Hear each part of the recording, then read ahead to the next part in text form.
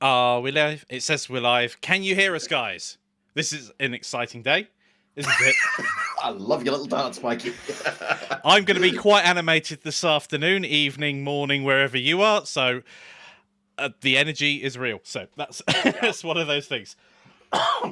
So, can you all hear us? I see levels bouncing, which I presume it means. It looks like they can hear us. I'm just getting ready with all the pages because we have a thing we have to do today, Mikey. Yeah, very excited. I'm all jittery. So before we start, Yann, I'd just like to say that my son, who's 6 years old, thought I needed a bit of moral support. I think because he gave me Bob, his turtle.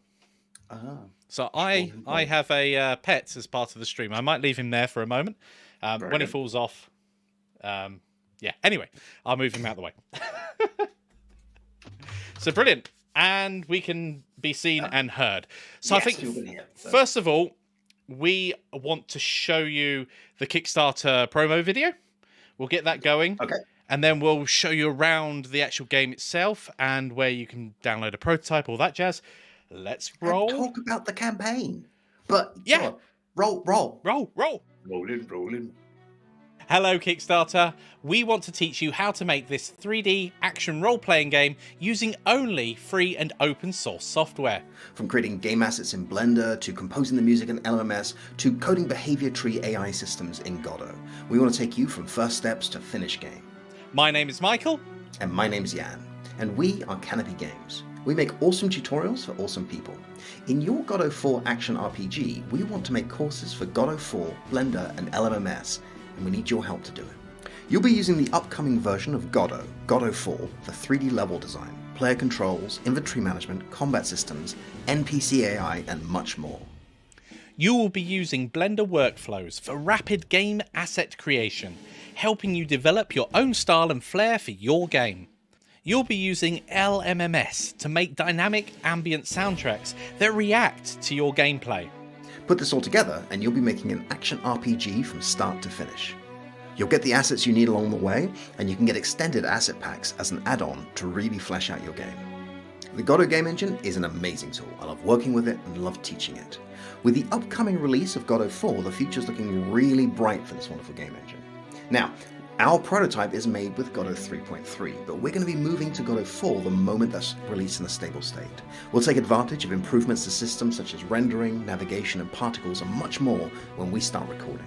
Blender has come a long way over the last few years and is an excellent tool for bringing your visions to life. There are lots of considerations to take into account when creating game assets, and a lot of choices that you'll have to make along the way. We will give you the knowledge you need to create amazing assets in a productive way. LMMS has also had some major upgrades from its developers and has become a more versatile tool than ever. With only a few free additional instruments, you will have an orchestra at your fingertips ready to create epic soundtracks. Your Godot 4 action RPG is an awesome project and we're really excited about it. And with your help, we can make it a reality. So pledge now, pledge generously, and together we can make it happen.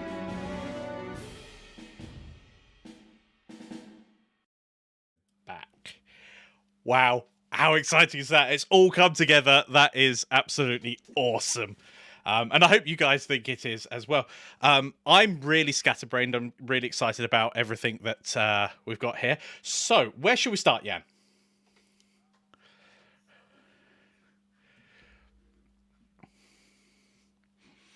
Yeah.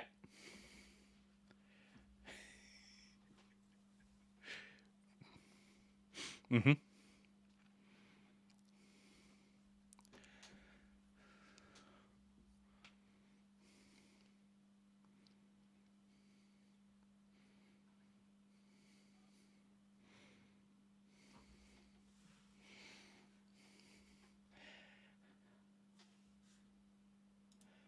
Say that again, Yann. Sorry. We'll start with one of the big questions. Godot 4, are you sure?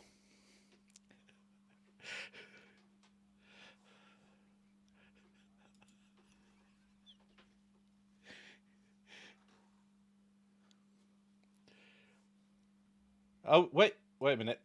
There you go. Say something again now. Something again now. Anyway, back to it. What are you doing to me, you strange man? I am Can sorry. they hear me now? Yes, you're bouncing. I can see it. You're mute still. We can't hear him. Yeah, they can see it now. There I am. Okay, good. Who put me in charge of the sliders? Okay, to give you guys a bit of thing, we have been working flat out for the past 48 hours. Neither of us had enough sleep. I also had to teach some classes in the meantime, and one of my students thought it was very funny to be very rude to me, which completely threw off my day. And Mikey first saw the video about 10 minutes before you guys did. So we are really running on adrenaline. So there will be mistakes. So expect bugs in our stream. Okay. So big question that a lot of people are asking, are you sure you mean God of 4? Yes, we are sure we mean God of 4. I've said this a few times now. We're sure we mean God of 4 because it's a major version that is due in the next few months. Like everything we're hearing is saying Q4 2021. Now we know that's a risk. Yeah. Software development, it might be delayed, but we think it's a smaller risk than making a course or a series of courses this small for God of 3 and then God of 4 coming out when you guys are halfway through the journey and we have to stop and start again. So the plan is we make the whole thing, or at least the God of part of it, in God of 4. Now the Blender and LMMS parts won't be affected as far as we know. No. So when it comes to Blender 3 is on the horizon. It's due September, October time. But most of the changes have been playing around with the alpha. Most of the changes when it comes to Blender itself, they are primarily a few cosmetic things here and there and extra functionality that we're not going to touch initially, certainly initially in the course. So whilst we will start...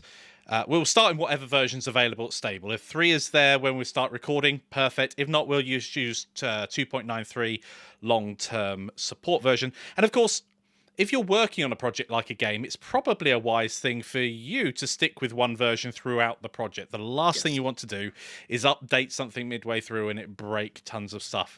It's happened to me personally with lighting and something like that. But we are expecting some pretty major changes between God of 3.x and currently on 3.3. 3.4 is in beta, and God of 4, including Vulkan rendering, which is going to massively improve performance.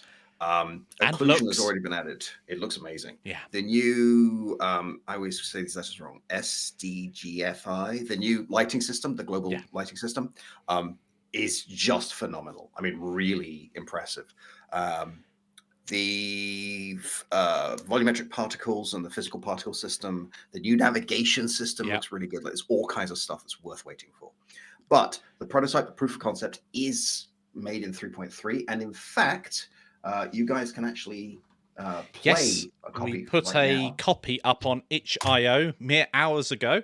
We'll develop it as well as the campaign is running. We plan to add things and functionality and all the things we want to show you.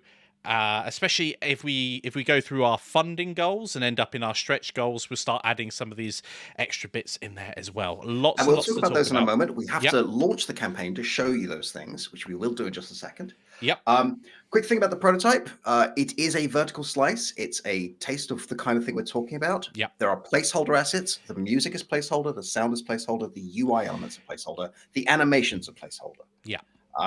But all of that is just there to give you an idea of how it plays, the kind of thing you can be making. Yes, consider it more of a tech demo of what we want to be able to teach you, rather than here's a polished game. I mean, ultimately, we're two guys. We've made a game. We've made this proof of concept to make sure that what we want to teach is not only possible, which is important, but also practical to do. So we've gone through the process, both modeling, exporting, getting those assets ready. That was a challenge. If you've watched some of the previous live streams, we've gone through all of the various... not all of them, actually, but a lot of the challenges that we presented. You guys didn't see the skeleton that looked like he wanted to give you a big hug because I used a mismatched armature. There are a lot of things we learned on the way, which is part of why we do these prototypes. Little things like, I want to restart the game. I will use get tree reload current scene. Oh, my inventory now is persistent between playthroughs, which means if you die, all the awesome stuff you were carrying is still... So you could just do corpse runs until you're armed to the teeth and just kill everything. Because of the way it's designed. So how to make persistent inventory systems that you can also reset. All that stuff will be in the course. Yeah. Mikey, should we launch and show them the page? Yes. Okay, who's pressing the launch button? Is it me? I think so, yes. And I will Prepare to launch. Prepare to launch and paste the link so I can click on it. So then I can not only show people the page, obviously you can see it yourself, but then we can talk through the campaign itself. And there might be one or two typos. Apparently I can't spell release. So if release is misspelt, like release, then it's me. My wonderful toucan friends. Our project is live. I need to actually pick up the right thing because I almost gave you the itch website. My brain is bugged. Don't worry about it. Okay. So here is our Kickstarter page. We're very excited. You may well have questions. This is a big and ambitious project. There's a lot going on here, but we think we've been reasonably clear with it. We're really excited. So, Mikey, did you want to show them our current... Well, do you want to talk us through... I can do, and as I switch over, I'll check audio as well as I change scene, because Thank you. That's the thing. I think if I click main screen... Excellent. Say something, Yann. I'm a little teapot covered in jam. So here we got you guys. If you tuned in right at the beginning, we have the video at the top there. I don't know if this live updates. Who's going to be first? Safe.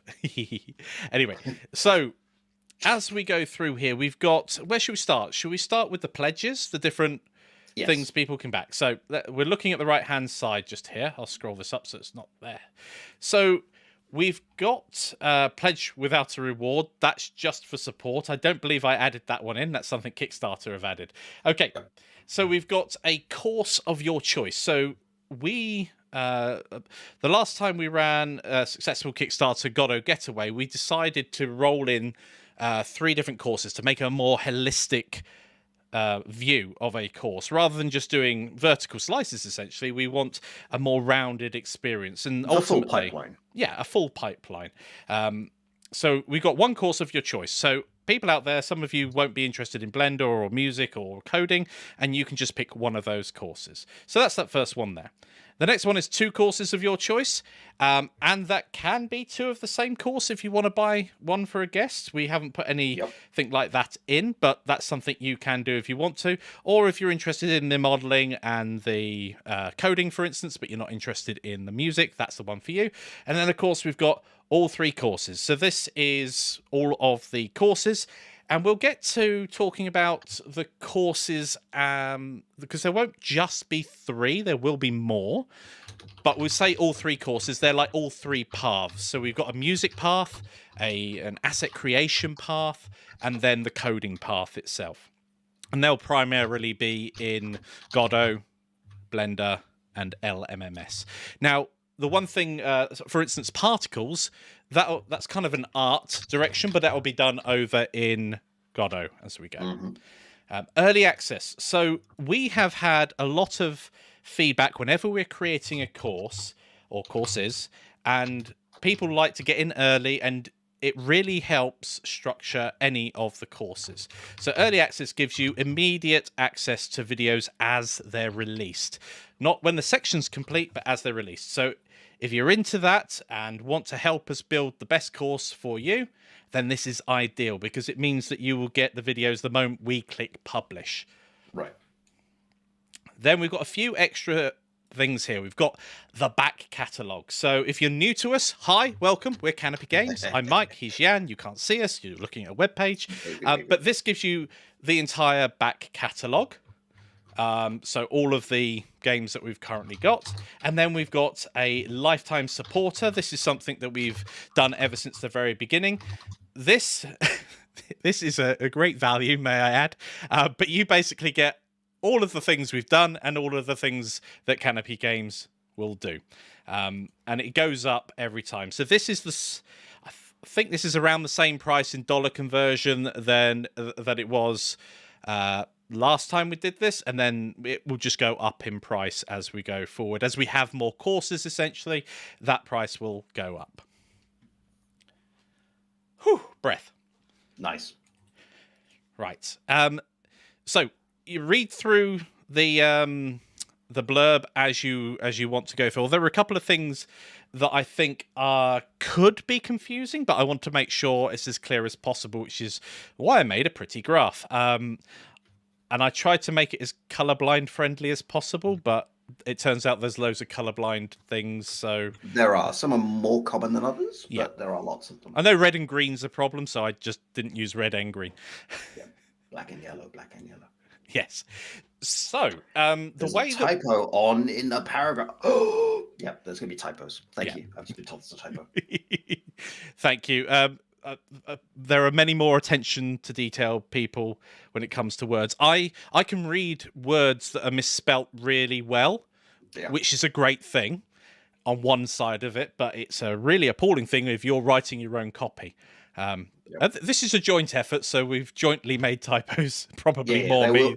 There will be typos. We will fix them. That's the kind of early thingamy we're talking about. Yes, exactly. So what you get and funding. So one of the things we've not had here is we have one add-on at the moment, I believe. So if you wanted all 3 courses, so to speak, you also get taken through to an add-on, and I believe it's £10 will get you asset packs.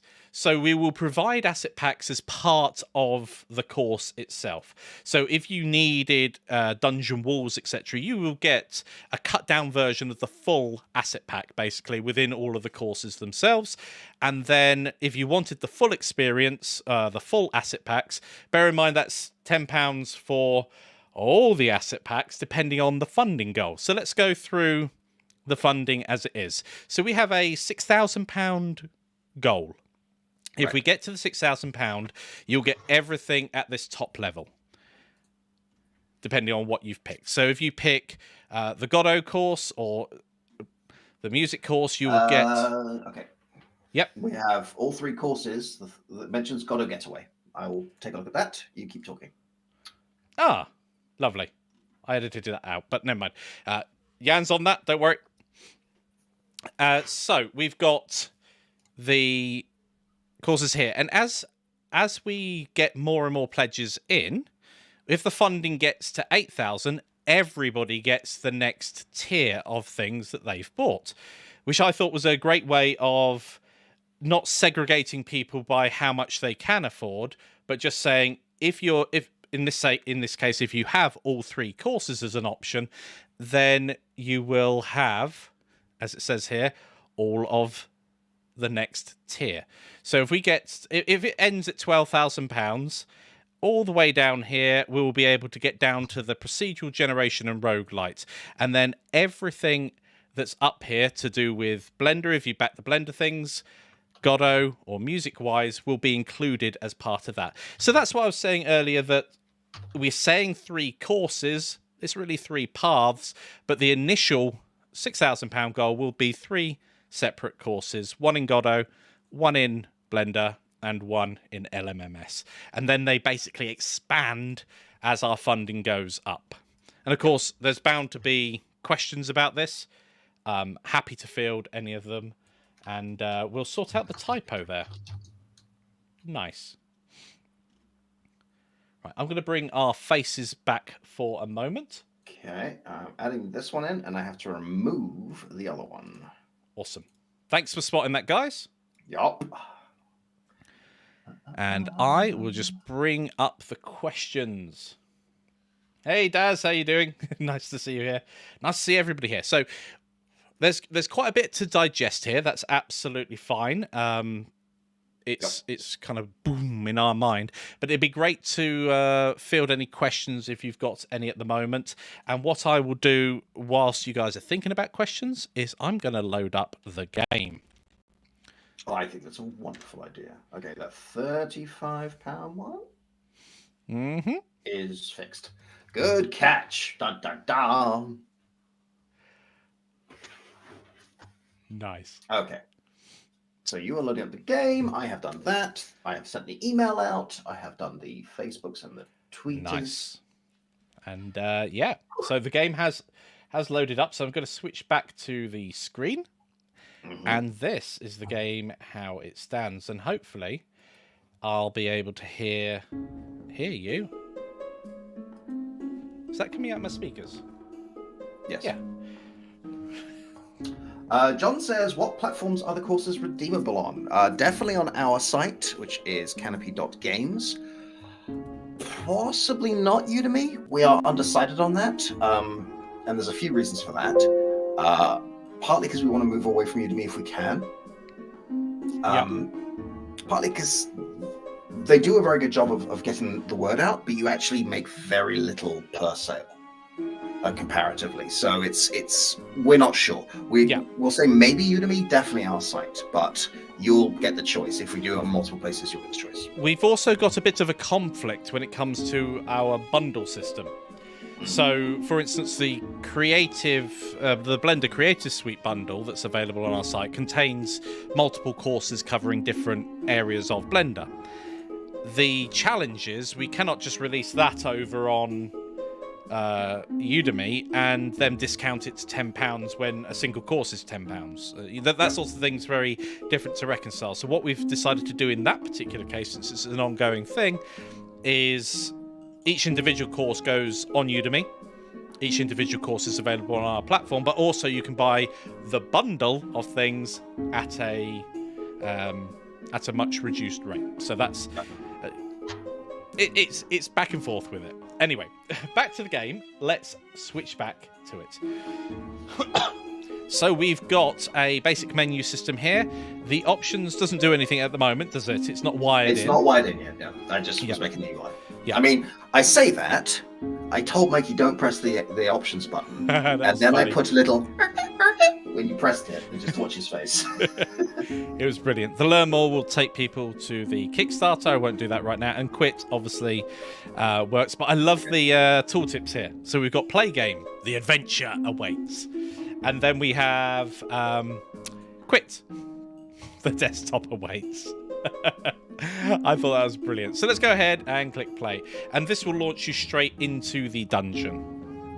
So we've got Aria here. Reuse. So, like you said, if we get all three courses, if any of the stretch goals are reached, I will automatically give me access to additional things. Is this the case if we only get one or two of the courses? Yes, but you'll only get the stretch goals for those one or two of the courses. Yes. So if you back the Blender course, and just the Blender course, you don't get the extra stuff for Godot.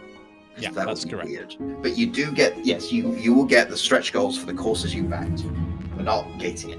Yeah, exactly. We thought about it. It's too complicated. It's mean. We'd rather you guys supported us by getting lots and lots of your friends to back the thing than us squeezing you for every dollar you may have. Yeah, that it didn't make any sense to try and split it out like that. It was a real nightmare. We were trying to explain it to our respective partners, and they were just like, "What?" And they were like, "Why are we doing this? Like, it's a bad experience. It's too much work. It makes us look like jerks. Let's just let's go for it." So there we go. We've got trigger points. Interesting.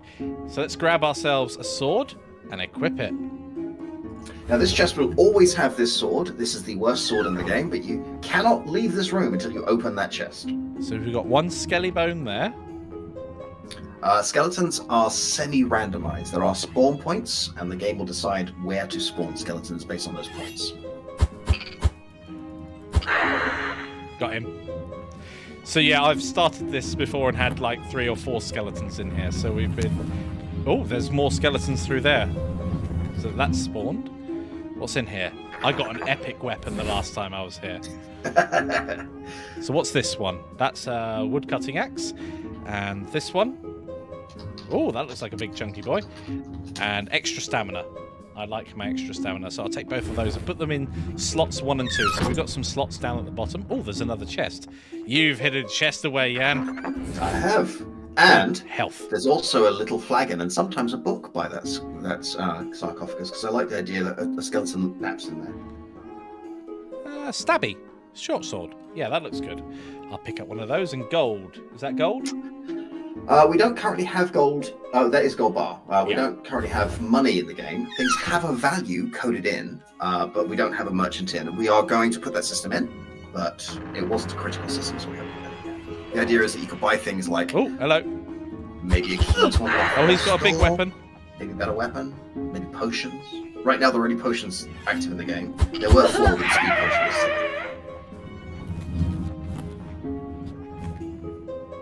Excellent. That room's a lot easier than it was during the test playthrough. So yeah, tell us about these bookshelves, Yann, because they look different every time. I'm glad you asked. So on the bookshelves are book spawning and potion spawning points, and they will pick a random potion or a random book, and they have a chance not to pick either and just delete themselves. So you can change those variables, and the more potions we have in the game, the more book types we have in the game, the more you know. All of these books have titles and descriptions, and they are randomly picked, and I quite like them. I had a lot of fun making these. I think my favorite was 50 Shapes of Graves, with the subtitle mostly rectangular. There's lots of potions here. Yoink, yoink. So as we can see here, I can put potions back. Or not. Nailed it. I'll take that back. I love the green potion, by the way. I was so proud when I made that happen. We should show off the green potion since I've got it. We should show off the green potion. So I mean, it's in the Kickstarter video. So, the skeletons are quite... Oh, he's got a bad weapon. So...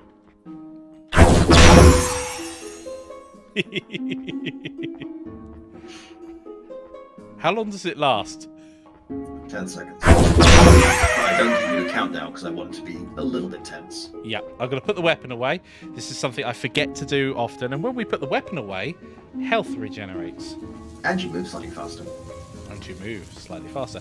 So when Yann gave me this originally, I was like, okay, I'll just sneak around here. I told him about it, so yeah, I can't do that anymore. No, there's a push note that says removed Mikey's shortcut. So I have to do a jump now. So these are a good challenge. I should say something about the stamina bar, which is if the stamina bar completely drops, so if you sprint or attack too much, you can't sprint or attack until it refills. I found a bug! Did you? I just clipped through the world. I haven't seen that yet because I'm 30 seconds behind. I'll get to that bit a bit. Yeah, there's a collision problem. Well, we have show played off the restart menu. What's the chance that was going to appear during a live stream? 100% because it did. Yeah. You can just press escape and do the restart. I forgot about that. Yep. I do like my in-game escape menu. It sounds very silly, but actually, I'm quite proud of it. So let's get through to there. Oh, I'm not quite close enough. Have I bought the chest items? No. Sometimes the chests don't have anything in them. Ah, there we go. Oh, that chest always has something. Yeah. Right, is there something good in here? Nope. Of course, the chests are random, aren't they? Some of them. 2 of them are not. One is an epic loot chest. Oh, big weapon. Which gets the flaming demon axe that will not spawn randomly. The starter chest, which always has the same equipment. Basically, I didn't want players to accidentally go fighting skeletons only to realize they never picked up a weapon. Yeah, that would be horrible starting the game without a weapon. And that's a good way of gating it. So, literally, gating the problem. So I won't fall through the world again. Let's go, go, go!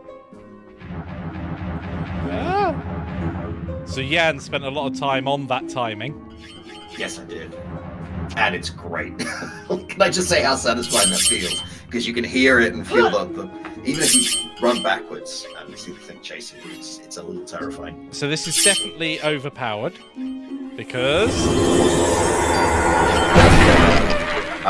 they're currently all in chests, although I can put in a system where they can spawn at certain points, like you could place a weapon spawner. We could put in skeleton loot. I decided not to do that yet, but yeah.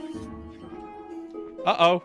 I found another bug. Yeah, so there will be bugs. This is a tech map. So, I mean, this is exactly what where I wanted to get to anyway. It's that chest has a really powerful flaming axe. Oh, if you attack again, you'll move. Aha, there we go. Yeah, So that attack actually takes quite a while to spool up, and it consumes, if you watch the stamina bar, an awful lot of stamina. The other thing is, it's not always quicker. No. It's sometimes more dangerous to do that attack than it is to actually just swipe with your sword. These skeletons, by the way, are designed to be trash mobs. Like, you can take on several of them at once without too much trouble. But if you get swarmed, it gets a little bit much. Yes, I've died several times, but if I just have like the beginner's sword. Obviously, if you've got the flaming axe, they're quite easy to defeat. Yeah, the flaming axe is designed for bosses. I was considering giving it limited use or something. That turns the traps off. Yeah, I did have a system whereby you had to use roll and all the rest of it to get back, but after watching Mikey die on it repeatedly, it's like, okay, so if you haven't written the game, that's not obvious. Let's not do that. Yeah. And that's something that even professional developers fall foul of. You play your game so much that... Haha! Oh, missed. Yes, the controls for the prototype are written there. I'm afraid it is WSAD. So if you're using an AZT keyboard, je suis désolé, mais je n'ai pas le temps. Mais j'espère que il y aura un fixe. But anyway, it's if you're using a QWERTY keyboard, it should be just fine. Q to equip and unequip, tab to open inventory, shift to sprint, space to jump. Yeah. C or V to dodge, because Mikey and I disagreed with what the right key was, and 1 and 2 to use potions in slots 1 and 2. Ah, nice. Great idea. 5-hour stream. Mikey, let me know how that goes. 5 hours. No. We are wiped. So far. I've got 2 things I'm going to do. One is I'm not going to say have an early night, because that has never happened unless I passed out in the afternoon. But what I am doing is I'm going to spend some time. It's my you can tell my little boy's been missing me. I've been so busy. He's like, so he's giving me the turtle, Bob. By the way, if you missed earlier. But I'm going to spend some time with the children tomorrow, and then I'll get back to like full days of work again. So let's talk a little bit about the goals of the campaign. If we reach our basic level, I want to say when, but if we reach our basic funding level, the idea is we'll teach you how to make something very much like that. We'll give you a rigged character with some animations. We'll give you the assets you need. You can get the add-on if you want to get a full range of asset packs, and they're all listed. What assets you get at that level are all listed there. And we'll teach you behavior trees and inventory management and basic combat and all the rest of it. As we go through the funding, the thing gets bigger and bigger and bigger. Yeah. The one I'm really excited by, and I've started making a little headway here, is procedural generation and roguelite. Yes. If we can get to £12,000, which is an if, it's not guaranteed by any means, but if we can get there, this becomes a roguelite. So do you want to explain what a roguelite light is? Because it's not the same thing as a rogue-like. This old thing? I'm glad you asked.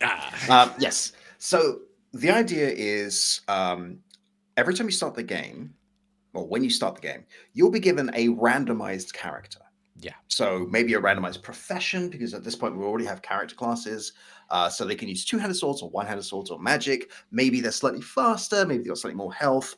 They'll look like this, and you'll have choice of these characters. Pick that one. That's your character, and you'll go through. And you'll find things and get money and hopefully get out. But once your character dies, that character is deaded. You can't use it. Permanently dead. Goodbye. Maybe a little gravestone. I'm thinking of a place where you could press F. Something like that. But it's a roguelite rather than the roguelike, which means that there is some form of persistence going on here. So you'll unlock more weapons that can show up randomly. You will be able to upgrade the overworld, the little town. Because I think overworld is before here. Yes, it is. So the little town will be upgradable through playthrough. So your descendants will be able to play in this town. And maybe you've bought a potion shop or a library or a rare bookseller who's going to give you money for specific books. Because at the moment, those books aren't worth anything.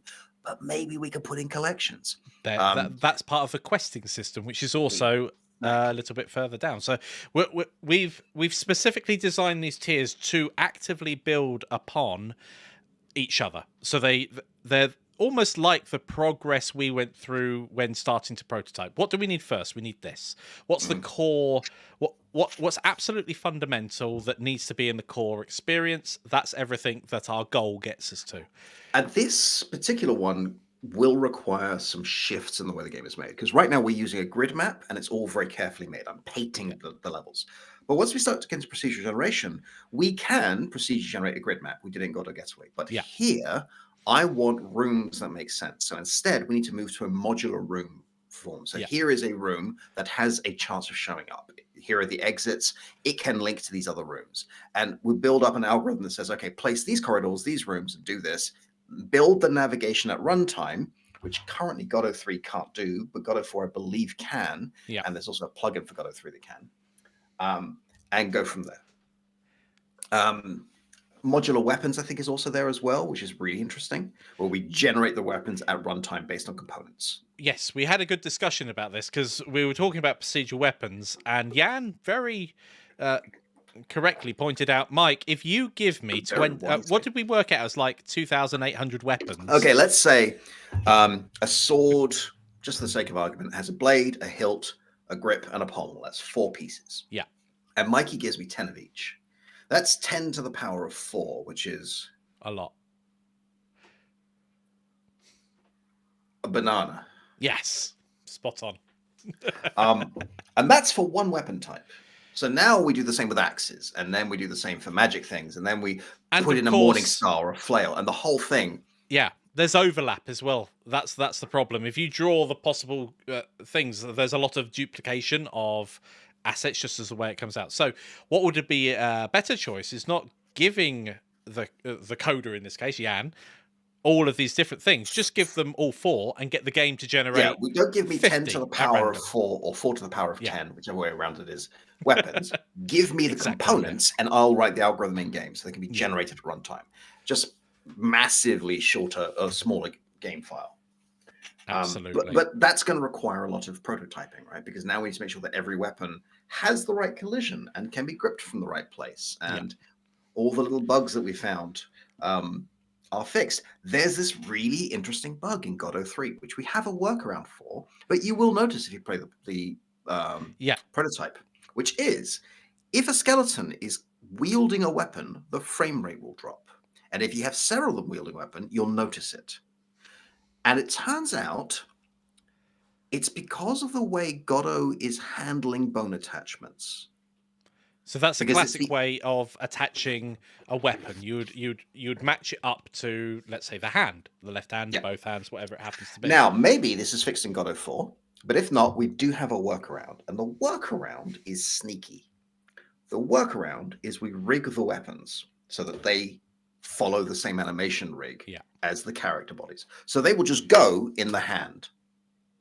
Yeah, that's just where they live. And if they're not there, then we'll spawn a version of them that is a rigid body that can move around the floor and be kicked around the place. And yeah, exactly. And there are many things we discovered when creating this. One of the big ones that's linked to bones is the armature itself. Now, if you want to reuse your armature and animations, one of the issues you might come across when you play with it is the fact that the armatures all have to be identical. You can't have one armature that's slightly bigger and just map the animation to it, because what happens is decidedly horrible. Yeah, we had this thing where he made the skeleton, and the skeleton looked amazing. Like, it was great.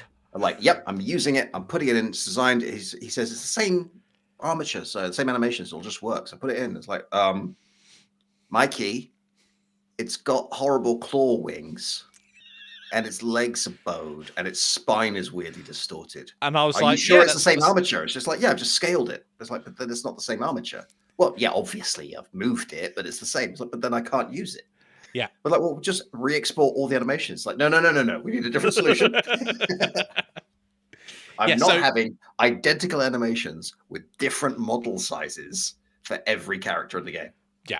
that you scale it in the game engine. Basically, you don't scale it in Yeah. in the modeling software. So that's just like a tip of the iceberg when it comes to all of the techniques and workflows that we need to go through. And My favorite though actually yeah. happened 2 days ago, where you gave me the new version of Aria, the player character, with no clipping, beautifully done, much smoother, and all the rest of it. And I'm all excited, and I load it up, and everything is in the file except for the character. I just went to Yann, huh? So it turns out this is why you should, if you're working in a team, and the person's expecting it in Godot, you open up Godot and you import it in and just make sure it loads up okay. You don't go, here you go. It turns out Blender just bugged on the export. And I was like, but I've done the exact same thing twice. Yeah. Literally the same settings, and it worked. Oh, dear. Yeah, you don't need the mesh. So yeah, there's a lot of really exciting stuff. I'm really hoping we can get to precision generation. If you guys are excited about that too, we understand that, there has been a pandemic. Times are hard for a lot of people. Saying to people, hey, just double your pledge. It's fine, isn't really a thing. I mean, we can look into other add-ons we can add and stuff, but actually we'd like to make this reasonable. Instead, get the word out, because the more people who know about this, because let's be fair, we as a company, our weak point is our social networking, because we both hate it. But there's that and the practical implications that I want to focus on the teaching, and it's challenging also trying to it's like running like 5 jobs all in one. So that yours is much better. We'll go with your one. Yeah. I've thought about this. So one of the other things, of course, is Godot 4 and 3D. Yep. Apparently, it can do 3D, and we've just been the first people ever to prove it. Just so you know. Yeah, I mean, who knew? And we're really excited about Godot 4 as well, and we want to make sure that there are resources out there for people to learn from. So this is one of the big reasons why we've pursued this, because we want the more people that use Godot, the more support it has, the better it grows. It's one of those snowball effects with any project. Blender had a huge pickup when 2.8 come along. Suddenly, mountains of people started using it, and hopefully Godot 4 will follow. Speaking of Godot 4, we did have a really interesting discussion that I think we can talk about now, which is, so when Godot 4 comes out, we want to make a big Godot 4 course, which we're telling you we're doing it. We're not going to say the name and all the rest of it. It's like, so if we wait for Godot 4 for this project, we have to still make that project, right? Like, we can't leave that for 8 months. Like, we need to be there as soon as possible so people who enjoy our teaching can learn the engine. Like, we don't want people to get disappointed. Does that mean we run 2 Kickstarters? No. Let's not do that. That's terrible. So the Godot 4 course will not be Kickstarted. We will just release it section by section. If you buy it early, you get it at a discount. If you buy it later, you pay the thing and it'll get bigger. I'm really excited about Godot 4. Some of the stuff in there, like collision particles, is just amazing. The fact that I mean, just take our game that we've got at the moment. Collision particles are going to add so much to the game. If you've got that flaming axe, how about this and one? You hit something with it. Rigged particle bones. What? Magic? Well, yes, the fireball tails. Yeah. You can make them. Yep. So Godot particles is quite early on, and one of the things that we've mentioned several times already when we're having a look at the big matrix earlier is that as we go through, you will find that some things are a little repetitive. So there's concept art that comes through. So essentially that would be one concept art course, but it's kind of building up sections at a time as we increase in our funding level. And the same would be true for the music course itself. We'll start off with the basics and move quite swiftly on to creating an atmosphere. We're focused on making something that suits a dungeon or the main menu. I was quite proud of myself earlier. I was like, I've got to upload this because if you scroll further down, it says, a picture speaks 1,000 words. That's no good here. Click here to listen to an example. And we do a lot of, we'll be doing, in the music side of things, we'll be doing a lot of sketching.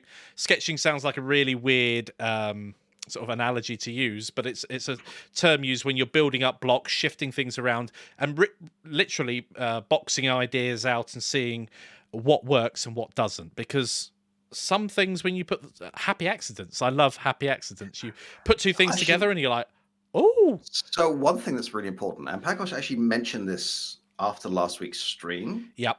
We were actually already working on this, but it wasn't ready for the stream. Sound effects and music make a huge difference. Yes. Like a huge difference. Sound is, I can't remember, I think it was Jonathan Yu who said, sound is how your players feel the game. But music makes a huge difference. Like Mikey was sending me this prototype, this really spooky dungeon music. And then I tried it with this really sort of bouncy, upbeat, cartoony music, and it changes the way you play. Like there is a massive difference between and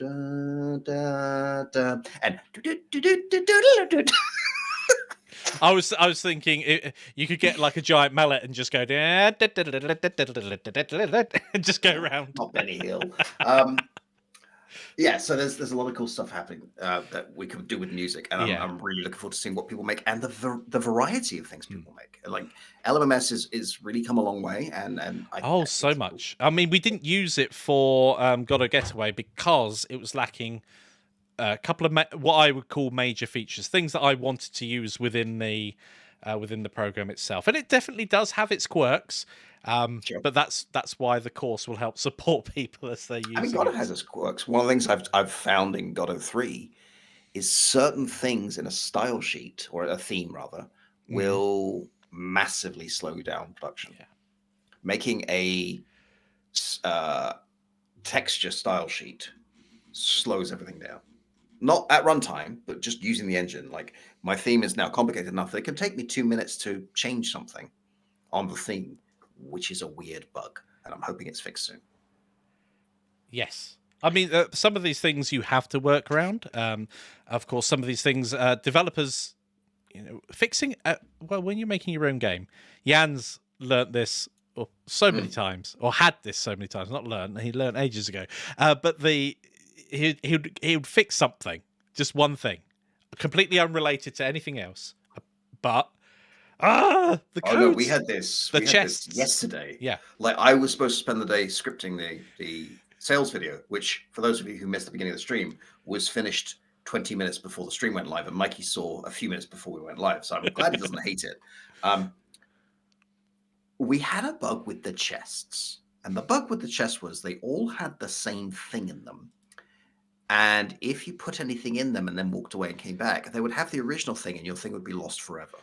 And if you removed the thing from the chest and you came back to the chest, any chest, it would still be there. So infinite potions.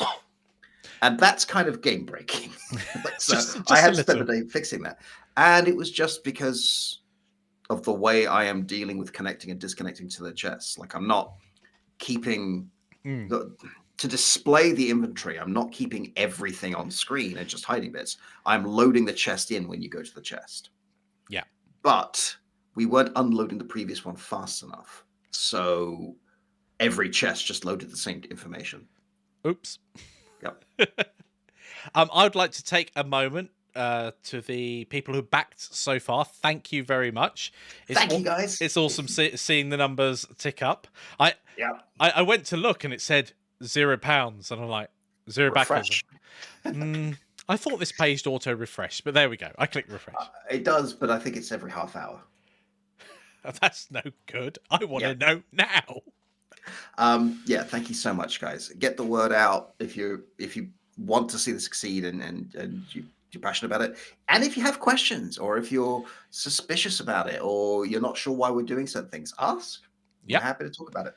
A few people have said, why Godot 4? We've spoken about that. A few people have said, isn't this a weird engine to pick for it? No. Works fine. It's great. We've produced a vertical slice, and of course the vertical slice is a tech demo, so and we'll be working on it as well throughout the campaign, so expect there are certain improvements. things that are design decisions. Like we're not putting shields in as a design decision rather than limitation. Star Dragon has a question about the €100 pledge. Tell me about your question, oh great dragon of the stars. My chat is just reloaded. Awesome. Thanks, YouTube. Yep. Yes, fire away. If you have any questions, don't wait until the end or anything along those lines.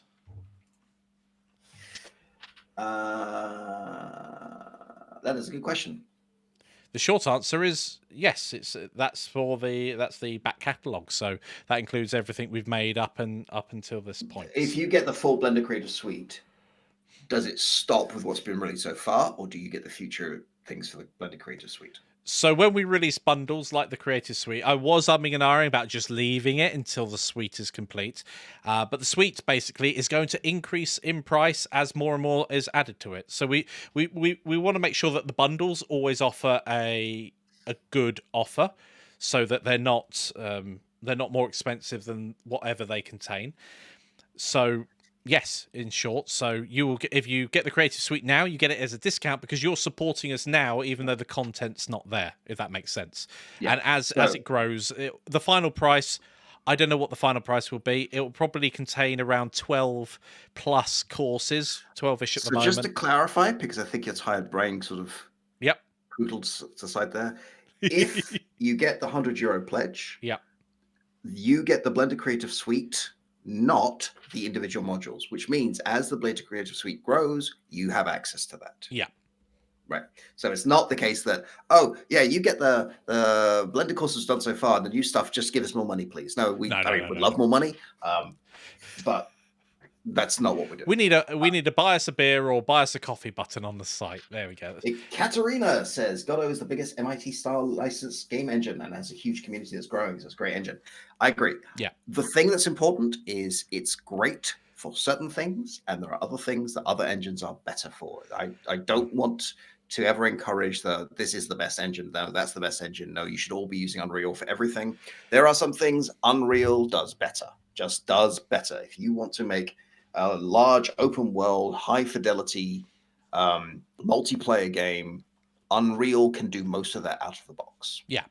Like you could do most of that with Godot, but you're going to have to tweak the engine yourself, which you have the possibility to do, but why? Like why not just use Unreal? On the other hand, if you're a small team of people, you can get better stuff out of Godot because Unreal is designed for a large team of specialists. So if you don't have 50 people working on your game, maybe a smaller, lighter, faster engine is a good idea. I mean, we've also made a bunch of decisions to make our game work with things like we're not using textures, we're using colors. Yeah. Because we want to give it a very cartoony, flat feel.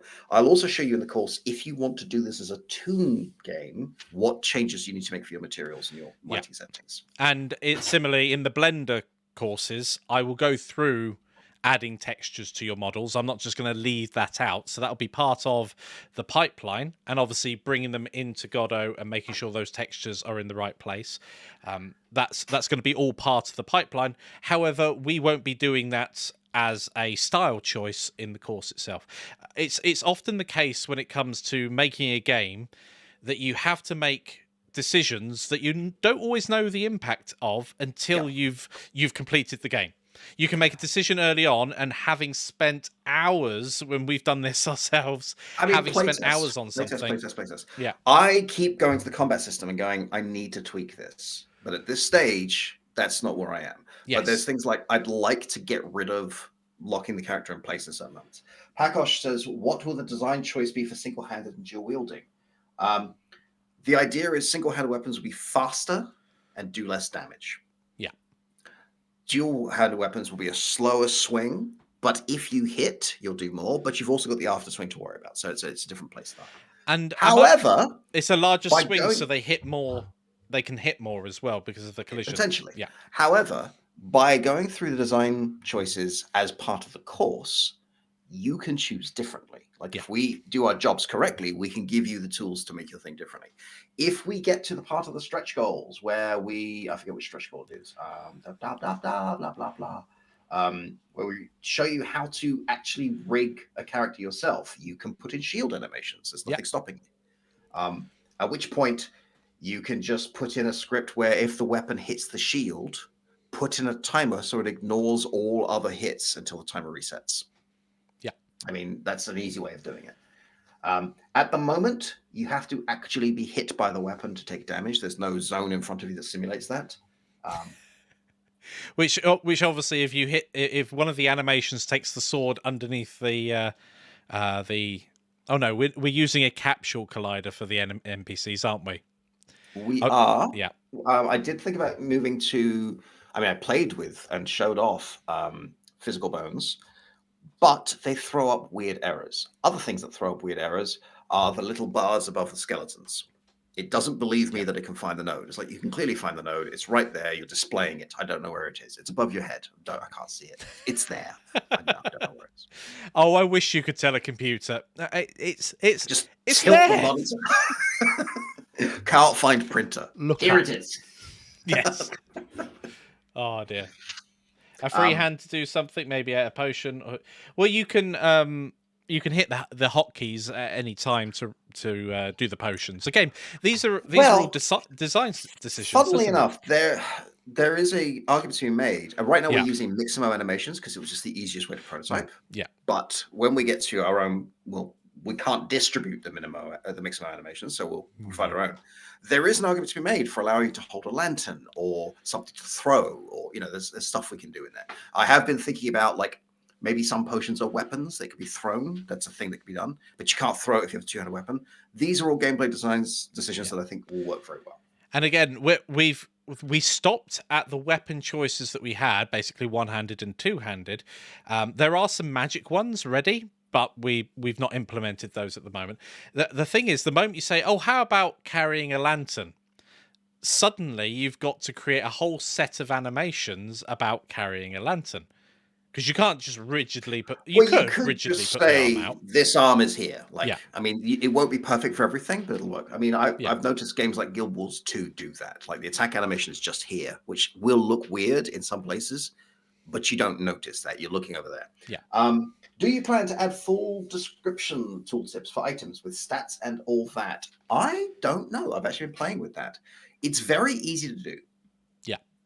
Very, very easy to do. In fact, the get tooltip is just a function that is called from itemdatabase.gd. It's a singleton. It stores the items. It knows what they are. It can get the tooltip for you. There is nothing saying we can't show precise information. In some games, that is key. That tiny difference between numbers, the percentiles in hits and all the rest of it is part of the experience. In others, the designer keeps it fuzzy. So it's really down to what you want to make. At the moment, I've been keeping it fuzzy because the health on the skeletons is so low that the heavy weapons will kill them in one maybe two swings. There's no real reason to not know. But there are arguments made, especially when we move into armor, which we would also like to be doing, that you might want to do it. So it's a very easy thing to do. I will certainly show you how to do it if I don't do it, but I haven't made the decision yet. Do you guys have a preference? Would you rather the gnarly little details in the text, or would you rather the fuzzy, it does great damage, it's great? Yeah. So great point there. It would be important for a roguelike. Yeah, absolutely. The thing is, the core course, if we go through the core course itself, you'll be creating a certain RPG. As we go through and add further things to that, you might have to rewrite part of your code base, because we want to not take you down cul-de-sacs and come back again. That would be silly. But part of the just doing game development is the path of discovery and understanding that you've got a bit of code here and now you want it to do something else. Do you need to rewrite it? Can you modify it? How do you have to approach it? So we want to make sure that we don't just magically write the right thing from the word go, which is perfectly possible to do, having recorded everything. You just go, oh, well, we'll do it in the perfect way. That's not going to give you guys the best learning journey. The best learning journey is going to be one where you go down and you come across a dead end and you have to work around it. I have a soapbox I kind of want to get on just very briefly. It's a fun and entertaining soapbox. You'll enjoy it. Can I do something first? there are a few more people. There were only about 7 or so when we played the initial video. I'd like to play the video again, and then we'll be back, and we will have Yann audio, and he'll get on his soapbox. Stay tuned. Hello, Kickstarter. We want to teach you how to make this 3D action role-playing game using only free and open source software. From creating game assets in Blender, to composing the music in LMMS, to coding behavior tree AI systems in Godot. We want to take you from first steps to finish game. My name is Michael. And my name's Yann. And we are Canopy Games. We make awesome tutorials for awesome people. In your Godot 4 action RPG, we want to make courses for Godot 4, Blender, and LMMS, and we need your help to do it. You'll be using the upcoming version of Godot 4, for 3D level design, player controls, inventory management, combat systems, NPC AI, and much more. You will be using Blender workflows for rapid game asset creation, helping you develop your own style and flair for your game. You'll be using LMMS to make dynamic ambient soundtracks that react to your gameplay. Put this all together and you'll be making an action RPG from start to finish. You'll get the assets you need along the way, and you can get extended asset packs as an add-on to really flesh out your game. The Godot game engine is an amazing tool. I love working with it and love teaching it. With the upcoming release of Godot 4, the future's looking really bright for this wonderful game engine. Now, our prototype is made with Godot 3.3, but we're going to be moving to Godot 4 the moment that's released in a stable state. We'll take advantage of improvements to systems such as rendering, navigation, and particles, and much more when we start recording. Blender has come a long way over the last few years and is an excellent tool for bringing your visions to life. There are lots of considerations to take into account when creating game assets, and a lot of choices that you'll have to make along the way. We will give you the knowledge you need to create amazing assets in a productive way.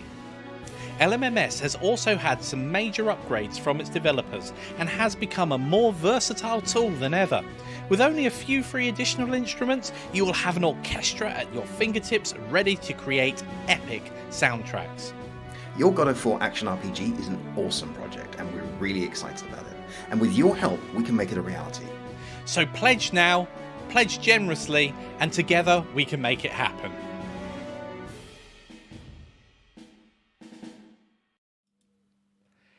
Hello, everybody. That is so cool. I'm really proud of Yann. He's put together an awesome video there. I was so tight. We have moments before I have to go on air. I don't have time. I should have had my drink when the video was playing. I know. Yeah. Bug. My poor girlfriend was like, how's your day? I don't have time to be stressed. It's like, well, do you want to sit down and talk to me about it? No, I don't have time. Like, well, take a breath. I don't have time to take a breath. Yep. I was similar. It's like, could you? A couple of the kids went off swimming. It's like, are you doing dinner? Mikey I'm like, messaged me earlier with and I just wrote question mark. It's like I'm starting to panic. I'm like, yeah, no sympathy. I'm busy having my own thing. Go write something. Soapbox. My soapbox. Don't keep the men waiting. So it should be pointed out that our main focus, our raison d'etre, our thingamy of thingamies, is we want to make great learning experiences. We want to make real tutorials. We want to guide you. Like everything we do is things like, we need to repeat this 12 times, 40 times, whatever. Is that actually an interesting learning journey? Like, are we learning anything there apart from, man, this sucks, which is a useful lesson. But I see a lot of tutorials on YouTube that are recipes. And I even saw somebody who did this thing about how to do a tutorial. It's like, don't do this. Don't tell them who you are. Don't tell them what to do at the end. Just go straight in, do the thing. Nobody cares. Just say it. But you're not doing a tutorial because you're not explaining why it works. You're not giving them the tools to figure this out and make questions and internalizing it. You're just showing them, here's how navigation is put together in my game. Follow my recipe, which is fine, but you haven't tutored them. You've just given them a recipe, which is, again, okay. But that's not what we do. Okay, that was my soapbox. Yes, I think the analogy of recipes is great because as a game developer, you want to be a chef. You don't want to be a cook. I'm going to make just the distinction there. A cook will follow a recipe that's already been prepared, and that's great. As your first model, as your first game, as your first piece of music, copy exactly what the instructor does. That is absolutely fine, not a problem at all. That's why a billion donuts exist now. Thank you, Andrew Price. And that is absolutely fine. But if all you can do is make a donut, that doesn't really make you a developer. It doesn't make you anything more than a cook at that point. We need to develop those skills further. What else can you do with the knowledge you've just gained? And that's where the starting to become a chef really comes into its own, because you can start creating sweet hurdy-gurdy. Can I do that? I'm not sure if I can. Sorry, I'm trying so hard not to derail. Yeah, but seriously, it's being able to solve your own problems, because ultimately when you get there, you're making your own rigged animations, or you're creating your own bit of music, or coding your own game. It's at that point that you're going to come across problems that there isn't a recipe that fixes it. You've really got to work it out. What have I done? Is there a better way of doing this? And that's why refactoring is good. A good example of this is when I started putting in a drag and drop inventory. I was like, I want a drag and drop inventory. I could go the sort of Diablo or Deus Ex route where everything has a size, you have to play that, or I could just have limited spaces. Ben Anderson, who's great, does amazing videos as Heartbeast, has a thing on how he does it. I'll copy it for now. It'll get me started. As a proof of concept, I'll copy it for now. And that was great. It was really good. And then 2 months later, when I needed to expand the thing, I hadn't taken the time to understand his thinking behind it. I just copied what he'd done. So when it wasn't fit for purpose, I basically had to start from scratch to recreate, because I was like, oh, what is the signal doing? Like, where does it go? Why am I doing this? So this isn't even used in my. Oh, that was from a video that he did later that I just copied the GitHub code from. Like, that's zombie code. I don't need that. I spent maybe 3 weeks trying to get that inventory back to where it could have been, because rather than taking the time to understand what he'd done, I copied the recipe because I was pressed for time. Sometimes you just need to do that, but you pay for it. Like, later on, you will have to figure out what it is. If you are trying to design modular weapons, if you're trying to design a spawn system where there is a 1 in X chance that each spawn point will spawn an enemy, you need to understand what you're doing. Because just following this game won't work for that game. And it's a great reason there why having a game design document with your exact specifications is a great thing to have. But if you're a beginner or you're exploring new territory in general, you can't know what you don't know yet. So you always think about the game design document, think about edge cases, get me to play test your game, because I find bugs very quickly. I'm definitely an explorer. You want people to break the game. Yeah, that's exactly. And I did it twice on stream. So and 0 times in every other time. We should say any questions, thoughts, comments, concerns. Before we do that, guys, thank you so much for being part of this journey so far. We're really excited to see where we go with this. We can't wait to see what happens. Share the thing, back the thing, share the thing. Find people who you think will be interested in it. Like, help us get the word out, because we're a very small company. One place that we struggle with is it definitely is marketing. Yeah, like, neither of us are wired that way. Like, we will both constantly down price our own products rather than trying to market them to everybody. So help us out. As you already do. We love having this journey. Do you have any questions, thoughts, concerns, comments, interpretive dances, impersonations of Yann's dancing? It's very nice. Thank you. Thank you very much. The skull is called Bob, by the way. That's not the turtle. That's a reference to the Dresden Files. I wanted to name... I can't remember what I wanted to name the skull now. It was the one from Monkey Island. How come the assets pack isn't mentioned on the Kickstarter page? It is, isn't it? It's not. It's an add-on. It's not a pledge level. Yes. So you don't see it until you've pledged, if I understand correctly. We were looking at how to do this and was like, do we do all 3 courses and all 3 courses plus the add-ons? It's like, this is silly. Because you end up with like 30 different options by the time you've missed several other ones as well. So we decided to add it as an add-on. literally, because I some will point people. out, by the way, our asset pack add-on is redonkulous value. Hmm. Like, the price we're charging is what we charged for the dungeon asset pack. Yeah, for But an for every extended stretch goal asset we pack. get, Yeah, all those. you get everything. Like, you get all of them. So if we get to 12,000, you will get A dungeon, lot. medieval weapons, UI elements, rigged and animated character, game soundtrack part 1, nature and outdoors particles, game soundtrack part 2, armor and clothing, lovely loot, game soundtrack part 3. That's not bad. So a lot. Yeah. Yes.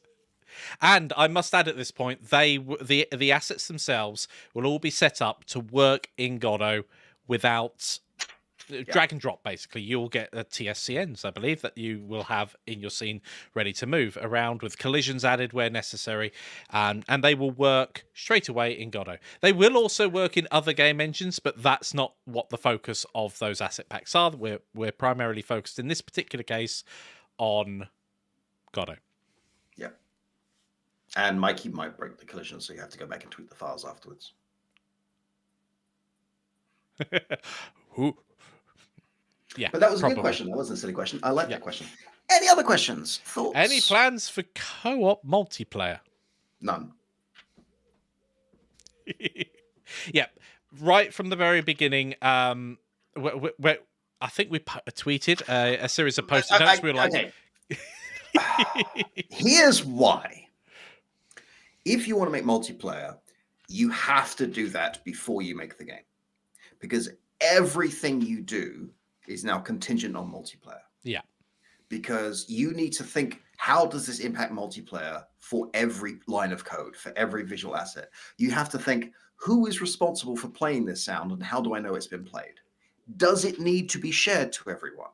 If I open my inventory bag, Mikey doesn't have to hear it. But if I take a pain sound, Mikey needs to know that.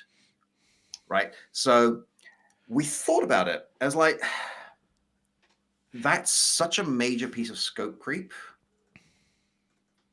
that it almost feels like that has to be a different project. Like we did we did online peer-to-peer multiplayer with Godot Getaway. yeah. But that ended up being the major focus of that course. Like all of the RPG elements, things like inventory management, weapon generation, everything else, behavior tree AIs, like that is a whole thing by itself. In fact, it's a whole new scoped course. It would be amazing. Yeah.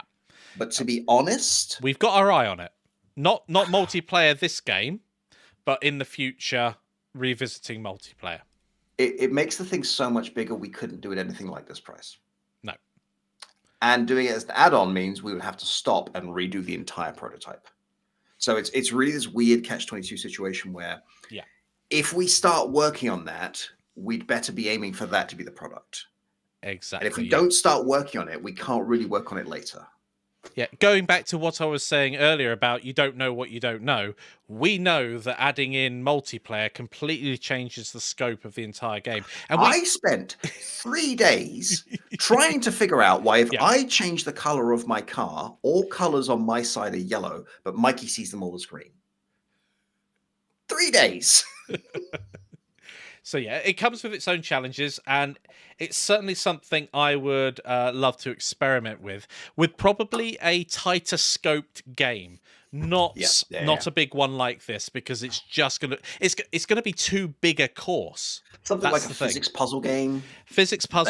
Like a micro RTS, or even a first-person shooter, like a Quake simulator, where there's not that much going on.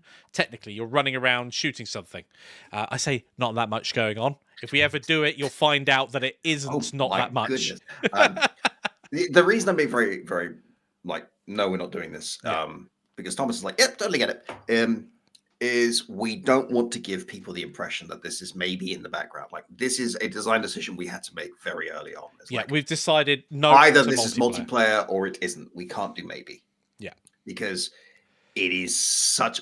Shifting the prototype for Godot Getaway from single player to online multiplayer took months.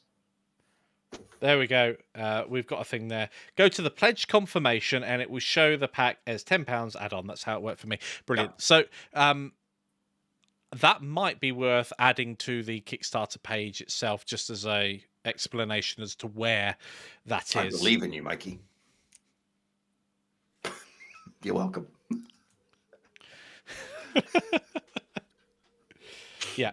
So, any other questions? We've got some good questions coming through at the moment. It's always challenging to fill them. We're still going to be doing weekly updates, by the way, as we go. Someone mentioned earlier about doing like a 5-hour mega stream. That's not going to happen right now. But I do intend on doing some more Blender streams, or maybe even some music creation streams over the coming weeks as well, just for a bit of fun. And on my side, there's a bunch of things I still want to add to this prototype, including a merchant system, the ability to buy and sell things. Yeah. Or salvage things for more money, or, because right now you got a whole bunch of loot that you can generate. You got all these books, you got some potions. I'd like to make some more potions. You got weapons you can pick up, but you don't need them. You need one weapon, a couple of potions, and you're fine. But once we start getting some bosses in, some more enemies, some more mechanics in, that's going to start being an issue. So there was one thing I want to say here about we did have a speed potion in the game, and the problem with the speed potion was it made you fast, which was a big problem for me because Yann was like, "Take the speed potion and you'll be able to get out the traps before a turn off the traps." No. What I said was, if you take the speed potion, you'll be able to dodge through the traps. I moved so quickly by the time I sprint into the spikes. Now, sprinting into spikes is a great way of taking more damage. Yes. Needless to say, I now understand why in games where you take a speed potion, the game slows down. It makes it a lot more playable for someone trying to outwit their enemies. So dodge means you don't take damage. So you can dodge once and roll through the spikes. Yeah. Sprint means you get to the damage much faster. That's the difference. Thanks for the clarity. Yeah. Perfect. Well, we've come up. Whoa! How long? Wow, nearly an hour and 20. So thank you, everybody, for joining us this evening. If you've got any last questions, you better get it in quick because I'm about to end the stream. Thank you for everybody who's pledged so far. It's absolutely wonderful to see that ticking up. And we really look forward to seeing this become a reality. So thank you very much. Thank you so much, everybody. You're wonderful. We adore you. And we shall see you very soon. Yep. Spread the word. And we'll see you next week.